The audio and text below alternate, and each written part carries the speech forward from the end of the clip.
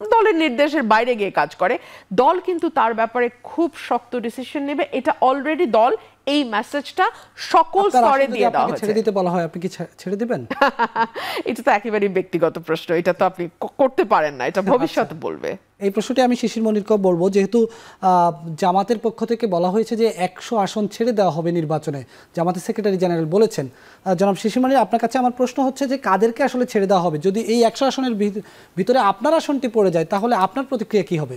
Of course, যদি আবার আসন এই জোটগত কারণে ছেড়ে দিতে হয়, আমার কোনো আপত্তি থাকবে না এবং আমি হ্যাপিলি তাতে এগ্রি করে যাব। এবং দলগতভাবে যেটা সিদ্ধান্ত নিবে, অবশ্যই আমি সিদ্ধান্তের সাথে একমত পোষণ করব। ইলেকশন করার জন্য তো আমি মরিয়া নই। দলীয়ভাবে, কেন্দ্রীয়ভাবে যে সিদ্ধান্ত হবে, এই সিদ্ধান্ত মেনে নিব, কারণ আমরা অত্যন্ত ডিসিপ্লিনড পলিটিক্যাল পার্টি। আমরা মনে করি দলীয় শৃঙ্খলাবোধ হলো আমাদের আদর্শের অংশ। সুতরাং কোনোভাবেই, কোনো কারণেই, কখনোই আমরা দলীয় শৃঙ্খলার বাইরে এক বিন্দু পরিমাণও যাব না। 100 আসন কাদেরকে দেওয়া হবে? 100 আসন কাদেরকে ছেড়ে দিবেন আপনারা? এটা তো স্পষ্ট করা হয়নি। আমাদের যে সেক্রেটারি জেনারেল বলেছেন যে 100 কারা কারা শেষ পর্যন্ত জোটে থাকবে, এটা তো এখনো সুনির্দিষ্টভাবে স্পষ্ট হয়নি।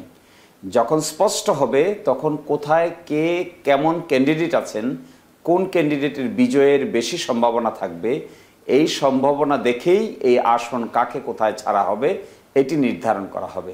নিশ্চয়ই জরিপ আছে, জামায়াতের পক্ষ থেকেও বিভিন্ন আসনে ইন্টারনাল জরিপ আছে।